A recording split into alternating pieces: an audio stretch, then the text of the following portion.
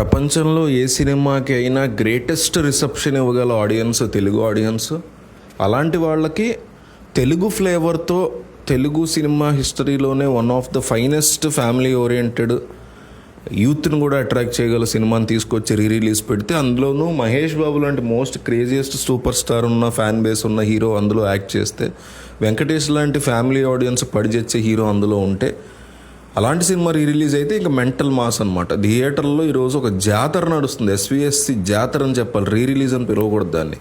అదేం జాతర, అదేం రచ్చ, అదేం గోల. అబ్బాబ్బాబ్బాబ్బా. ఒక మహేష్ బాబు అంటే ఇష్టపడే వ్యక్తిగా నాకు అసలు గూజంస్ వచ్చినాయి ఆ వీడియోలు చూసినప్పుడు, థియేటర్కి వెళ్ళి చూసినప్పుడు. శ్రీకాంత్ అడ్డాల ఏదో జన్మలో ఏదో మనందరికీ రుణపడ్డాడేమో అనిపిస్తుంది. తెలుగు సినిమా ఆడియన్స్కి ఆయన ఎప్పుడో రుణపడి ఉంటాడు, అందుకే అలాంటి సినిమా తీసాడని. ఎందుకంటే మిగతా సినిమాలు అతను చూసుకుంటే కొత్త బంగారు లోకం చాలా బాగుంటుంది, కాదని కాదు, కానీ ముకుంద కానీ కొత్త బంగారు లోకం కానీ ఇంకొకటి కానీ ఇంత అప్పీలింగ్ ఇలాంటి ఇద్దరు సూపర్ స్టార్స్ని పెట్టుకుని, అప్పటికి విక్టరీ వెంకటేష్ మాస్ చాలా పెద్ద సూపర్ హీరో, ఘర్షణ లాంటివి తీసి మెంటలు ఎక్కించాడు జనాలకి. మహేష్ బాబు పోఖ్రిల్ లాంటివి తీసి ఆల్ టైమ్ ఇండస్ట్రీ ఇట్ కొట్టాడు.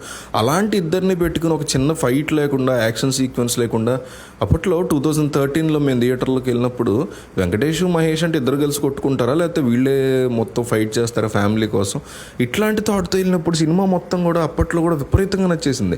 కాస్త కన్ఫ్యూజ్ అనిపించినా, ఏంటి ఇట్లా ఉంది అనిపించినా, ఆ ఫీల్. ఇక మీ మూవీకి మోస్ట్ అండర్ రేటెడ్ పర్సన్ ఎవరో తెలుసా మీకు? మణిశర్మ. ఈ మూవీకి బ్యాక్గ్రౌండ్ మ్యూజిక్ ఇచ్చింది మణిశర్మ, ఆ విషయం ఎవరికి తెలియదు. మ్యూజిక్ డైరెక్టర్ మిక్కీ జే మేరే, కానీ బ్యాక్గ్రౌండ్ మ్యూజిక్ ఇచ్చింది మణిశర్మ. వెరీ అండర్ రేటెడ్ అసలు. ఇక మోస్ట్ ఫేవరెట్, అందరికీ ఇష్టమైన సిరివెన్నెల రాసినటువంటి పాటలు.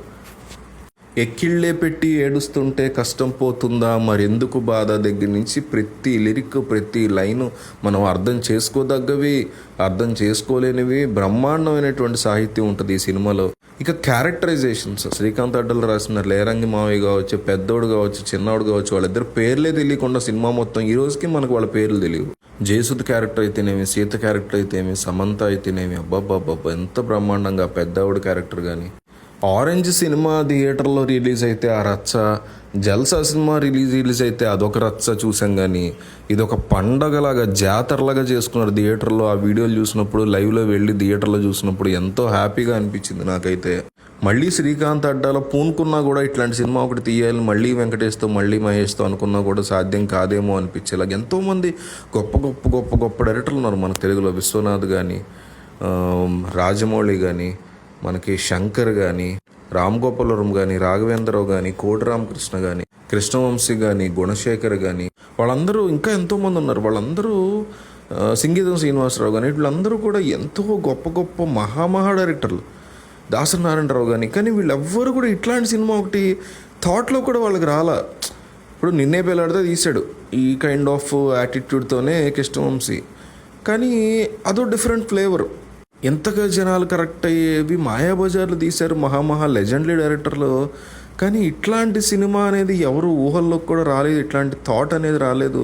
ఒక ఫ్యామిలీలో ఈగో క్లాష్లు, అన్నదమ్ముల మధ్య ఈగో క్లాష్ రావటం, ఫ్యామిలీ చాలా సంతోషంగా ఉండడం, బలాదురు తిరిగే కొడుకులు ఉన్నా సరే వాళ్ళని పెద్దవాళ్ళు ఏమీ అనకపోవడం, అనాలంటే వాళ్ళు ఆలోచించడం, లేదు వాళ్ళే బాధ్యత తెలుసుకుంటారులే అని తండ్రి అనుకోవటం, తండ్రి చాలా బాధ్యత అయితే ఉన్న వ్యక్తి అవ్వటం, ఇలాంటి వ్యక్తి కడుపును మీరిద్దరు ఎట్లా పుట్టారు, బేవర్స్గా తిరుగుతున్నారు అని బయట వాళ్ళు అంటాం, దానికి వీళ్ళు ఈగోయిస్టిక్గా సమాధానం చెప్పడం, అదంతా మనకి నచ్చడం, దాని చుట్టూ లవ్ స్టోరీ, దాని చుట్టూ కథ. ఎంత క్లీన్ అండ్ నీట్ మూవీ అసలు. తెలుగు సినిమా ఉన్నంతకాలం కూడా ఈ సినిమాని ఎంజాయ్ చేయలేని తరం ఒక 300 సంవత్సరాలు 400 సంవత్సరాలు మానవ చరిత్ర, తెలుగు సినిమా చరిత్ర ఉంటే, ఆ 300-400 సంవత్సరాలు కూడా తెలుగు వాళ్ళుగా పుట్టిన ప్రతి ఒక్కళ్ళు ఈ సినిమాని ఎంజాయ్ చేస్తారేమో అని అనిపిస్తుంది, మాయాబజార్ లాగా నాకైతే. సో ఇది నా ఫీలింగ్. ఈ సినిమా ఇంకోసారి చూసిన తర్వాత మీకేమనిపించిందో కామెంట్ చేయండి. ఎస్విఎస్వి జాతర గురించి, సిరితమ్మ వాకిట్లో సిరిమల్ల చెట్టు జాతర గురించి మీకేమనిపించిందో కామెంట్ చేయండి.